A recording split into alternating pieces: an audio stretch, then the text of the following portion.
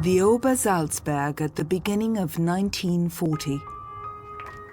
Eva Braun went on a skiing tour with adjutants of the Führer. She had been Adolf Hitler's lover for almost 10 years now, but only few in the immediate circle knew of their relationship. The 27-year-old had long accepted the fact that she could only live in the shadows. In fact, Eva Braun was a very unhappy woman. She lived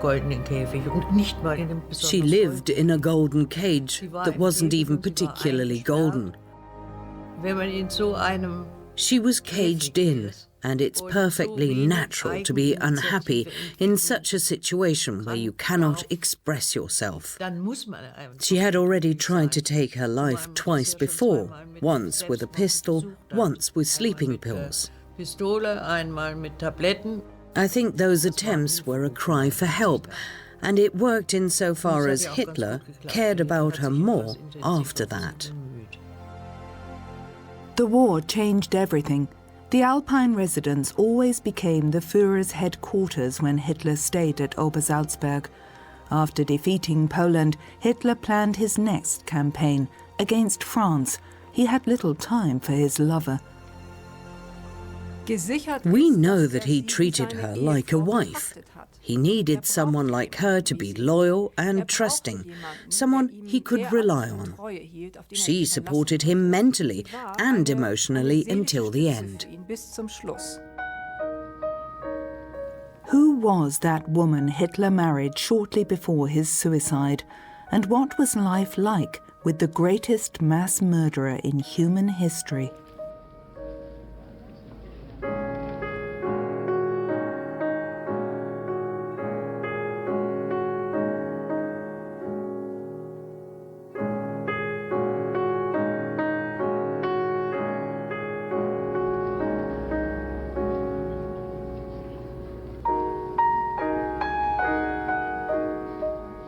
In the meantime, nobody took notice anymore that Eva Braun, as a matter of course, played the lady of the house at Obersalzberg. She was addressed as gnädiges Fräulein, Madam, or Fräulein Braun, Miss Braun. The staff called her the boss. The ideal world of Obersalzberg, the fake idyll of the Berghof and its inhabitants, were maintained for the public during the war as well. The dictator seemed untouchable up there. He also didn't cease his long walks. Sometimes, not only Eva's female friends were allowed to accompany him, but also outsiders, like actress Magda Schneider, Romy Schneider's mother. Only close confidants like architect Albert Speer still had unlimited access to the dictator. Hitler's entourage soon complained about his growing unapproachability. Eva Braun's passion for photography was still unabated. She put all of her photos in her albums that were only discovered by chance after 1945.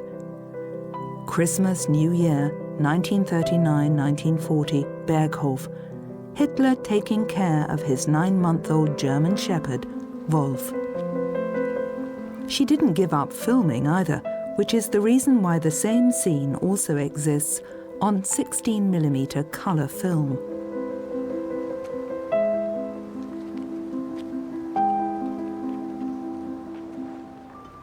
The man of the house also let himself be filmed having coffee and cake, together with Albert Speer's children. The architect's family didn't live far away from the Berghof. Normally, Hitler's residence was off limits for the little ones, but at Christmas and on the Führer's birthday, they provided a welcome facade to create the illusion of a normal private life. One of Hitler's secretaries asked herself later, self-critically, how was that possible? A ruthless warmonger and fanatical mass murderer enjoyed lighting Christmas tree candles at the Berghof and had a distinct need for the joys of family life. It's hard to imagine Hitler, someone who ordered the Holocaust, as a nice and pleasant person in private. especially for the Germans or people in general after 1945. It was easier to picture him as a monster, a demon, just to distance themselves from that period of time. It was simple to separate yourself from him like that, and people from his immediate surrounding promoted a political and personal distance towards him out of their own interest. So not much was known about his real private life. On New Year's Eve 1940, the dictator hosted a reception for the Berghof staff. Heinrich Hoffmann, his personal photographer from Munich, was also invited. Even during wartime, the Führer's old comrade made millions with postcards and photo books, and Hitler also got a good share of the profits. The new strongman at Obersalzberg was party secretary Martin Bormann. You had to get past him to approach the dictator. Bormann carried out all Hitler's unpleasant tasks. Gretel Braun was also part of the inner circle. She shared her older sister's passion for film and photography. Theo Morell, a popular doctor from Munich, also became part of that circle. He successfully healed Heinrich Hoffmann from venereal disease. The Brauns considered him a miracle healer. As almost every year, everybody gathered for a group photo. These photos from Eva Braun's album clearly indicate how she openly staged herself as Hitler's life partner. When Hitler wasn't at the Obersalzberg, Eva Braun retreated to the little house in Munich that was given to her by the Führer as a present. She held big parties there with her mother Franziska and sister Gretel. Her father, Friedrich, also reconciled himself to the fact that his daughter's relationship would remain a marriage without a certificate.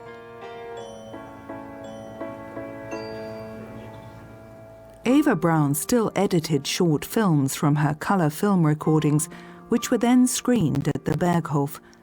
Going for Walkies is the title of this short sequence she most likely shot in early 1940 at Wasserburger Street in Munich.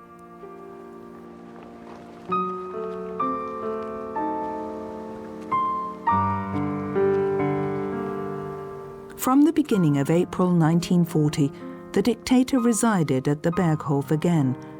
For months, Hitler had been planning his war against France.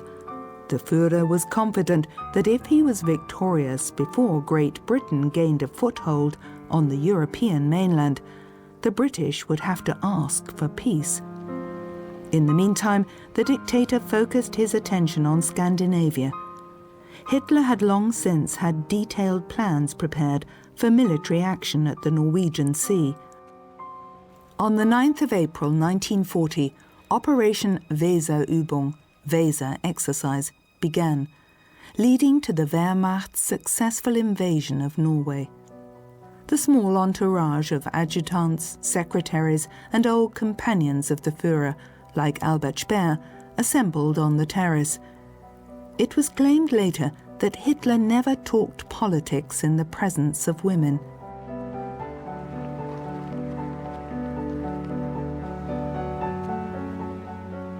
After the war, the surviving members of the inner circle professed that the dictator left them in limbo about his war plans. Nevertheless, Eva Braun's biographer doubts that the entourage was surprised by the attacks against Holland, Belgium, Luxembourg and France on May the 10th, 1940.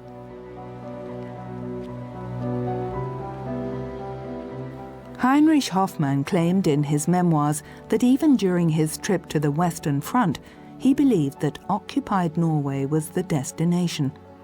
His profession as photographer meant that he was at Hitler's side, and he most likely had more information than he wanted to admit later. Eva and Gretel Braun's films document how casual life was at the Berghof. While the Führer talked business with his adjutants, the ladies sat on a wall nearby. Hitler's reputed tendency towards utmost secrecy may have been a convenient assertion of the inner circle to avoid tiresome questions. Sometimes Eva Braun couldn't wait for her lover to leave the Berghof. One of the bodyguards later reported, "The limousines were still driving down the slopes of the mountain, and already the preparations for festivities were underway. 1 minute acting like a demure governess, she switched to full party mood in an instant, behaving in a playful, almost childish way." Hilda Speer at Mooslaner Kopf. When the Führer let himself be filmed at Obersalzberg, he liked to surround himself with the architect's children. Their father later recalled, "He never found the right, relaxed way to deal with them. A few gracious words and he turned to the next one. He considered children as offspring, representatives of the next generation. He enjoyed the way they looked, blonde, blue-eyed, their stature, sturdy, healthy, or their intelligence, bright, active, rather than their childlike behavior. He didn't win over my children with his personality." These photos from Eva's albums document that Adolf Hitler and Eva Braun privately behaved like a married couple, but the Führer still ruled out marriage. Hitler was the only reason why he and Eva Braun didn't get married. He was afraid of a wife, afraid of her possible legal claims. That's what he also mentioned clearly in his talks at the Führerhauptquartier after 1942. A lover always remains something casual. She has no claims, and she stays dependent. It's unclear if it was a strictly platonic relationship. Still today there are speculations as to whether Hitler lived out his sexuality at all. Eva's cousin didn't believe that it was an intimate relationship. I didn't see it as a regular relationship, more like one between father and daughter. I may still believe it because I want it to be true. The thought of this man touching her is unbearable for me. At the Berghof, a small passage led from Eva Braun's bedroom to Hitler's. She had her own living quarters, but the photos of those rooms in her album don't give away any private details. It's hard to come to a conclusion regarding the intimacy of this relationship, as there is no proof. There aren't any letters from Hitler to Eva Braun. Even though many historians searched for years, they haven't found anything. Also, there are no letters from Eva Braun to Hitler.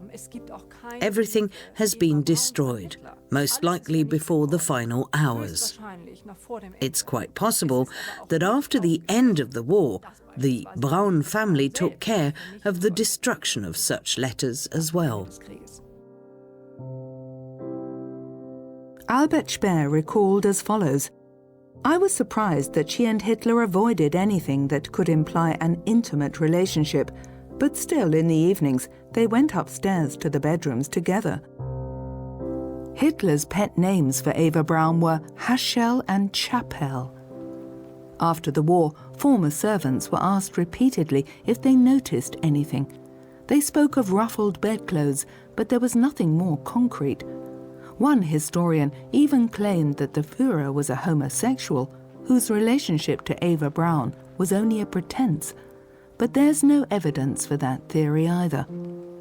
Fact is that Eva Braun's terriers, Stasi and Negus, jealously watched their mistress's door.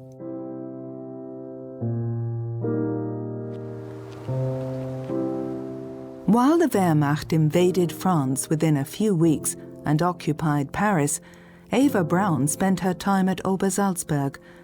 Then she was allowed to come to Berlin to celebrate the victory. The dictator returned to the Reich Chancellery on July the 6th, 1940, as a victorious field commander.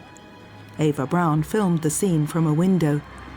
"Flowers cover the streets where our Führer goes," Joseph Goebbels wrote enthusiastically. "Our people, our wonderful people." Meanwhile, Hitler's companion had her own rooms in the Führer's living quarters at the government headquarters. Speer wrote in his memoirs that she entered via a side entrance and stairway. She stayed in the rooms below, only when familiar faces were present. Eva Braun turned 29 on February the 6th, 1941. Her partner wasn't present. She celebrated with her family. As usual, he had jewelry sent to her as a gift.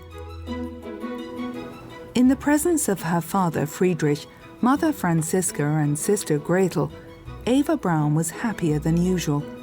Everybody profited from her special relationship with Hitler. Nobody reproached her anymore. During the early years, her parents may have disapproved of a relationship that didn't result in marriage.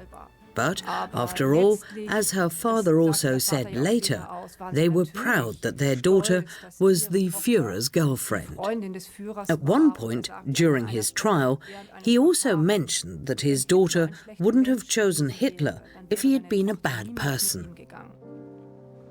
The dictator was in high spirits at the beginning of June 1941 at Obersalzberg. By then, he had subjected major parts of Western and Northern Europe to his rule. By his side, SS commander Sepp Dietrich, an old comrade of his from the early days of the Nazi movement. Since December 1940, the dictator had been working out plans for a war of extermination against the Soviet Union. And these were developed further during staff meetings with his commanders at his Alpine refuge. Operation Barbarossa probably got its name from the panoramic view to the Untersberg. The mountain is said to be one of the mythical places where Emperor Friedrich Barbarossa has lain asleep for almost 1,000 years. A camera is demonstrated to the commander-in-chief. Eva and Gretel Braun filmed the scene. Their film, shot only a few weeks before the attack on the Soviet Union, was called Auf dem Berghof, at the Berghof.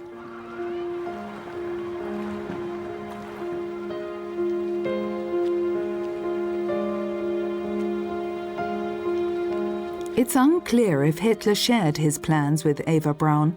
Her biographer is sure that he somehow revealed them to his loyal partner. The Führer intended to destroy the Jewish Bolshevism.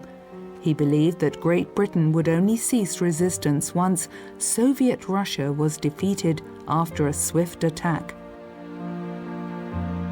The Braun sisters photographed and filmed this scene as well, on a day in June 1941.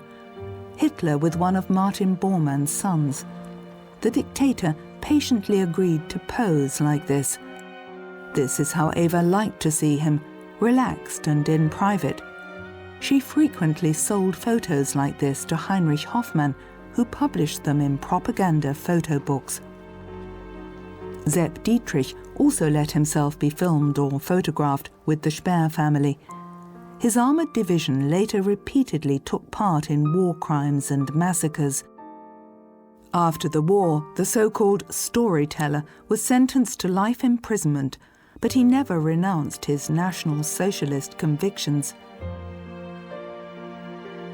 As Hitler and his generals prepared for the start of the war against the Soviet Union, the women travelled to Italy. The group consisted of the Braun sisters, their mother Franziska, two friends, and Margareta Speer. Florence was their first destination. They were able to go shopping without being recognized, as Italy was ruled by friendly dictator Benito Mussolini. The women from Hitler's entourage remained fashion-conscious despite the war. Hats, dresses and suits were tailored in Berlin or sent to them from occupied Paris. Then the small tour group travelled to Naples to visit the ruins of Pompeii and Herculaneum. In the year 79 BC, both towns were caught off guard by the eruption of Mount Vesuvius and completely destroyed. Eva Braun visited the ancient amphitheatre wearing an elegant trouser suit.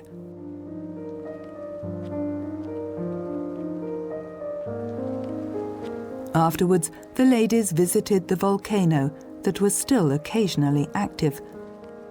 Gretel Braun filmed her sister Eva amidst sulfur fumes and lava. Mount Vesuvius brought death in huge numbers to Pompeii and Herculaneum. In light of things to come during the war, these images are quite symbolic. 1 year later, the Berghof community assembled on the terrace to be filmed and photographed. 1942 was the year when the dictator's luck changed. One defeat followed another. This is evident in the Führer's appearance. Albert Speer later recalled that Hitler became less flexible in his thinking. He wasn't really able to develop new ideas. He was basically running on a fixed track and didn't have the strength to change direction. In the meantime, the Holocaust in the East was in full swing. The deportation from Germany and the occupied countries had begun. Das ist sehr schwer zu beantworten, wie viel. It's hard to tell how much she or the other women knew. Of course, those people weren't just spectators. They were privy of many things that happened. Lebte in München. Das war jederzeit Eva Braun lived in Munich, and after 1933 you could see how the Jewish citizens were disfranchised. You read in every newspaper about the Aryanization. Und natürlich wussten sie das. Die Frage ist halt So the only question is if they knew about the physical annihilation of the Jews, that they were killed at the concentration camps. It's hard to tell. But we can be sure that everybody in Hitler's inner circle shared his anti-Semitic views. At that point in time, Eva Braun was life partner to a mass murderer. Friedrich Braun had been conscripted to the Wehrmacht. The family photo also shows his eldest daughter Ilse, who worked for Albert Speer as a secretary. But unlike Gretel, she was not part of Hitler's entourage. As Ilse didn't earn a lot of money, Eva sent her 10 marks per month. She wrote that she couldn't ask the Führer for any favors for her family. When her sister criticized the dictator's politics, Eva forbade her to ever mention this topic again. Supposedly, she said, "If the Führer ever puts you in a concentration camp, I won't be the one to save you." In Eva's garden in Munich, the Brauns and their friends appeared in front of the camera to be in good spirits and content. But the Führer's 30-year-old lover had changed. Ilse Braun noted in her diary back then, "Eva had become arrogant, tyrannical and tactless towards her family.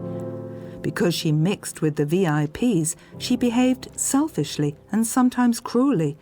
She gave away her discarded clothes as if she were the queen." In the summer of 1942, heavy suitcases were carried out of the house in Wasserburger Street.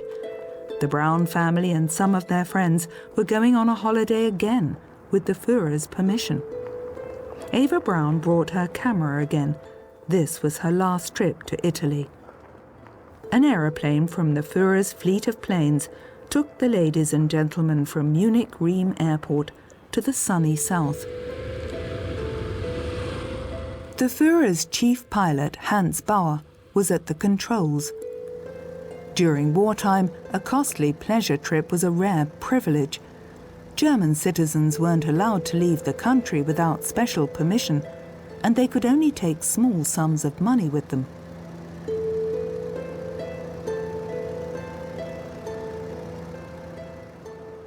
Their destination was the beach resort of Portofino near Genoa, where the Browns had spent their holidays several times before.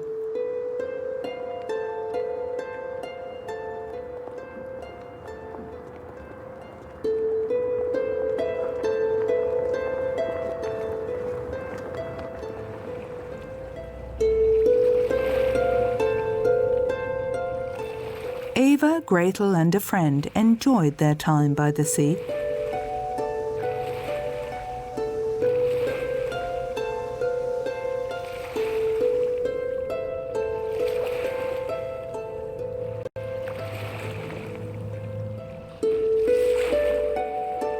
Unlike at the Berghof, they drank a lot of alcohol.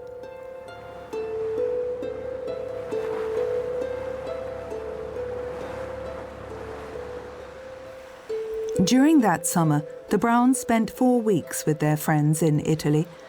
As German troops reached the Caucasus in the Soviet Union, Mother Franziska and her daughter Gretel passed their time knitting.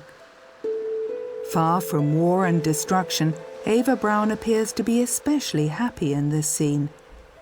Her dream world still existed.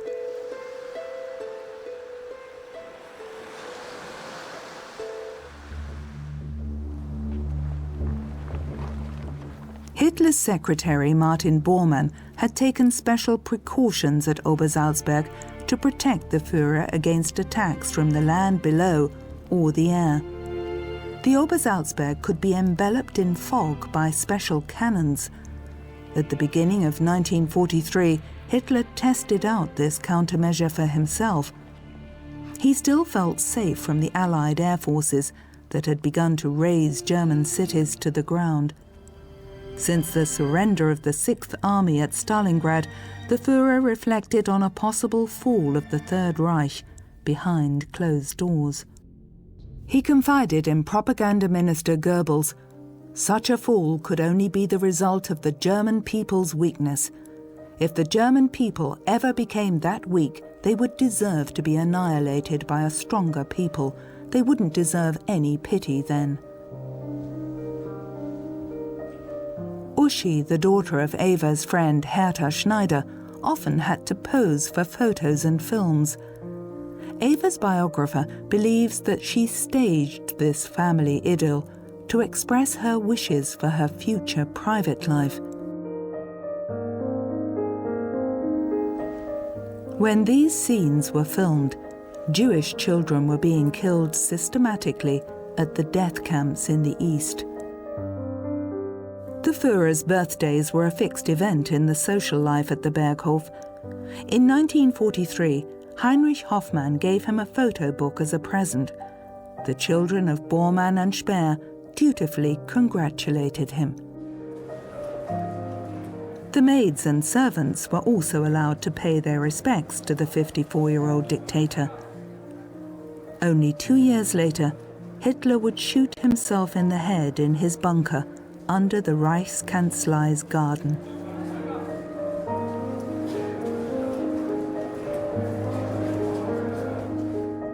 "32-year-old Eva Braun became more and more important to Hitler.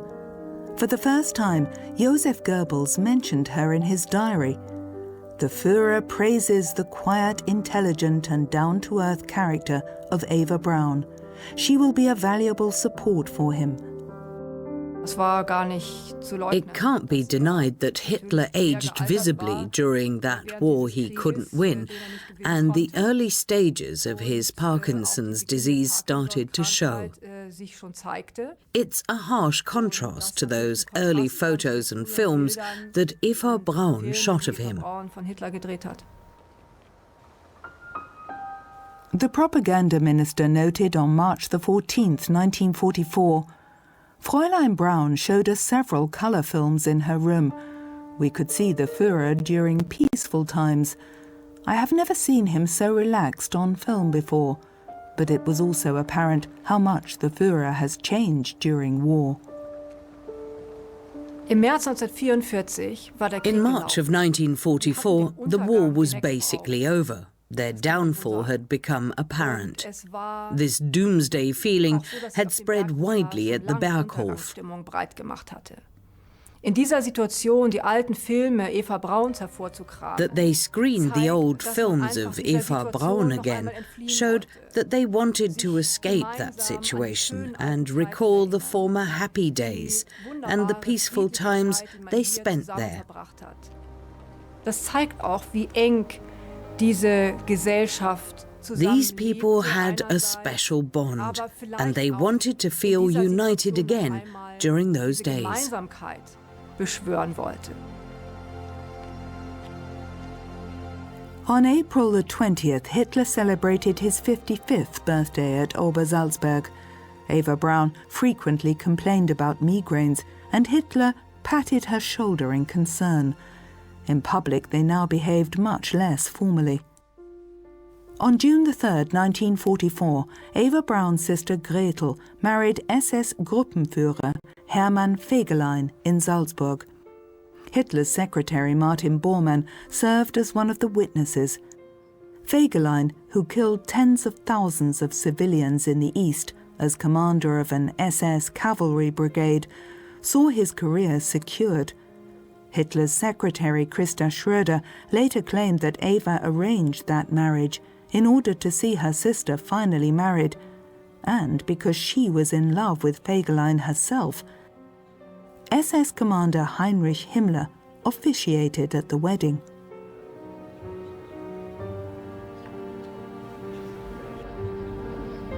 According to the secretary, Eva Braun said, "I want this wedding to be as beautiful as if it were my own." The celebration took place at Obersalzberg. The bride was all dressed up and enjoyed her big day. Hermann Fegelein was considered a womanizer, and Christa Schröder believed that he rather liked the idea of being a kind of brother-in-law to the Führer. Eva supposedly said, "I'm grateful that Fegelein married my sister. Now I'm somebody. I'm Fegelein's sister-in-law." At the Great Hall of the Berghof, the dictator posed for a group photo with the newlyweds. Eva Braun wasn't in the picture.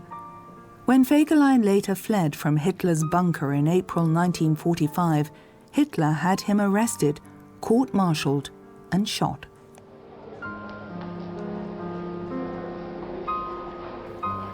For the wedding banquet at Kehlstein, Martin Bormann had all available food and drinks served from the Berghof's still bulging storage rooms. 3 days after the feast, the Western Allies landed on the beaches of Normandy. It was the Second World War's final phase. The dictator left Obersalzberg for Eastern Prussia, leaving Eva Braun behind. When she received the message about the attempt on Hitler's life on July the 20th, 1944, she had a nervous breakdown. The slightly injured dictator had a macabre souvenir of the assault sent to her. Die Tatsache, dass Hitler ihr nach dem 20. The fact that Hitler sent her his shredded uniform after July 20th, 1944, shows how much she meant to him. Of course, he also tried to super-elevate his soldiership. "This is how I fight for my country. I'm doing everything in my power to reach my goals." Meine Ziele zu erreichen.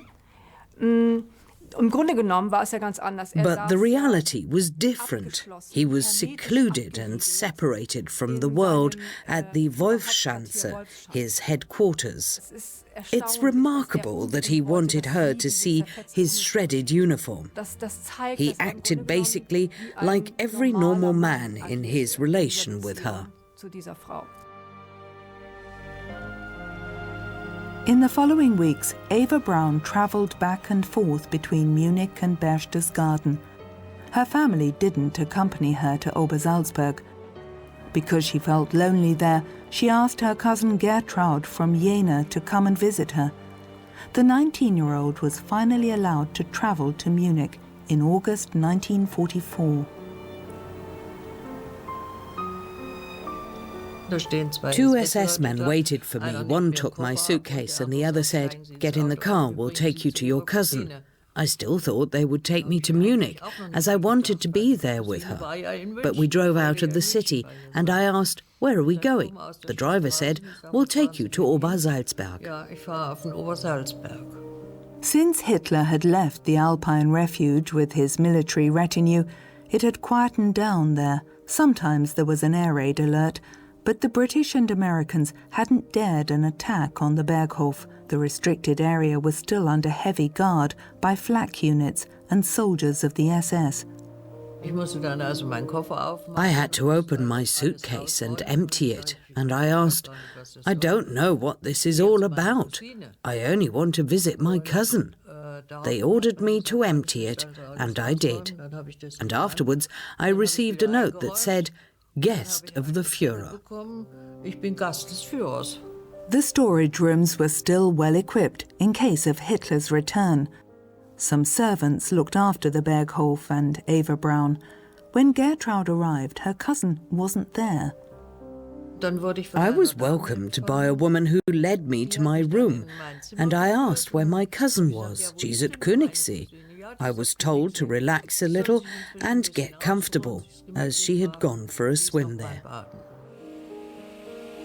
Film recordings from better days.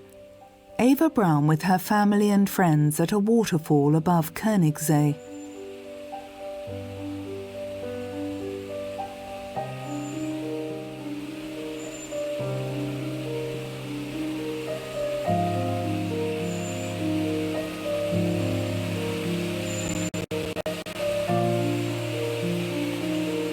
Her father, Fritz, enjoyed the benefits resulting from his daughter's relationship until the bitter end. Gretel Fegelein had become pregnant in the meantime. She would give birth to her child during the chaos of the last months of war. Her husband had begun an affair with an actress from Berlin. After an SS soldier had caught him in the act, Hermann Fegelein had become persona non grata at Obersalzberg. In late summer 1944, Eva Braun went swimming with her cousin again. She always gave a happy-go-lucky impression. Her happiness was so garish, it was obviously fake. I realized that it was only a facade, to cover up things that shouldn't be seen by others. After a swim, the small group sunbathed at Kehlstein Plateau.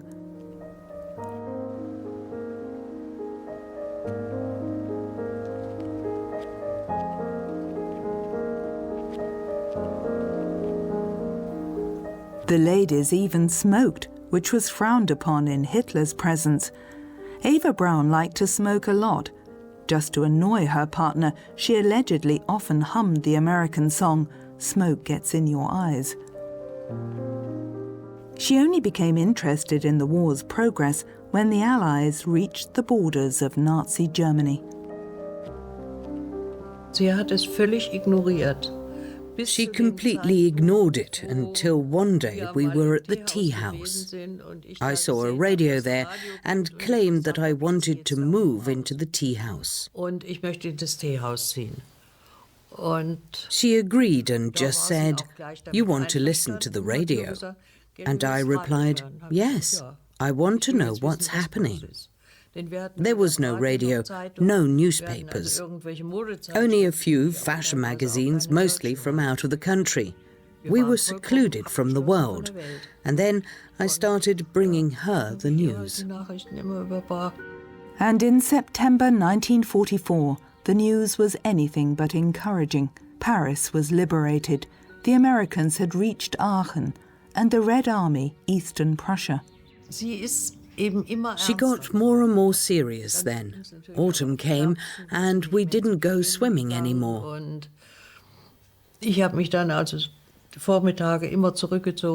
I had breakfast and retired during the mornings.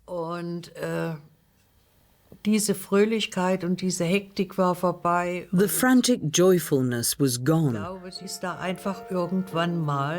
And I think she was woken up by the news one day and then started planning her future path through life or to death. After the failed attempt on Hitler's life, she supposedly wrote in a letter, the authenticity of which has never been confirmed, "My love, you know I always told you that I would die if something happened to you. I swore to myself from the first day we met that I would follow you everywhere you go, even to the death. You know that I only live for your love. Yours, Eva." Mir ist es sehr, sehr bald eigentlich aufgegangen. I soon realized that his phone calls played a crucial part in her life. She always waited eagerly for them. Wichtige Funktion in ihrem Leben gehabt haben. Es drehte sich eigentlich. They didn't talk very long, not for hours, but maybe 10 minutes. Stundenlang telefoniert oder so. Sondern, we watched a movie. The phone rang, somebody ran outside to get it and then said, "Fräulein Braun, it's for you." Und dann rannte sie raus und she ran outside and we continued with the movie. Da habe ich gemerkt, also the calls weren't really long, and I don't know what they talked about, but it was very important to her. War es wichtig, dass angerufen worden ist. He called, "We can leave now." He called, "We can drive to Munich now." Or, "Let's go for a walk." She always waited for his call and counted on him. If he wouldn't have called, she would have been very sad. But the calls always came. Eva Braun rarely drove to Munich anymore, since her hometown had been bombarded. The future appeared so bleak to her that she dictated her last will and testament on October the 26th, 1944, in which she left all she possessed to her family. Nachdem Bomben auf München gefallen waren, after the bombs had fallen on Munich, she realized that the end was near. It's remarkable that a 32-year-old woman wrote her last will and testament, basically declaring that she was certain that she would die together with Hitler. Vor allen Dingen aber damit zu erklären, dass sie she wanted to die with him, no matter where. If he would have stayed in Eastern Prussia, she may have taken her own life in Munich. Of course, she didn't know how the end would come, but when she wrote her will, she had realized that when Hitler died, she would die too. At the beginning of March 1945, she went on her last trip to Berlin. Her trip to Berlin had most likely been arranged. It wasn't just out of the blue. It was quite clear that she would go there to die together with Hitler. She didn't just show up at the bunker. The wedding at the end was a spontaneous decision. He must have thought that he owed it to her and her loyalty throughout all those years. She said her goodbyes to family and friends during a 4-week stay in Munich. Gertraud had left Obersalzberg already in October 1944. For a long time, she believed that her cousin had stayed there until the end. Ich habe dann der Eva noch geschrieben, auch Adresse Berghof, und habe nichts. I sent a letter to Eva at the Berghof address, but I didn't hear back from her. I heard it on the news.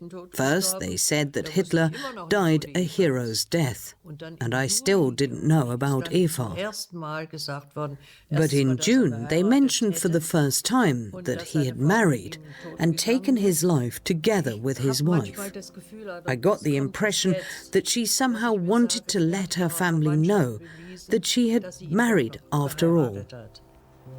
Sie hat ja das Leben einer Mätresse geführt. She led the life of a mistress, and the family wasn't happy about it, no matter if she was the mistress of Hitler or anybody else. But in the end, she became a married woman. Und sie ist dann doch eben Ehefrau geworden. I can imagine that this was very important to her. She married a sick old man, a murderer, a criminal. Eines todkranken Mannes geworden, eines Verbrechers, eines Mörders. And her last consequence was going to her death with him. The dictator married Eva Braun during the night of the 28th to the 29th of April, 1945, but their union did not even last for 48 hours. At 4:30 in the afternoon on April the 30th, Eva Hitler poisoned herself with potassium cyanide. Shortly thereafter, Adolf Hitler also committed suicide. Their bodies were soaked with petrol and burnt.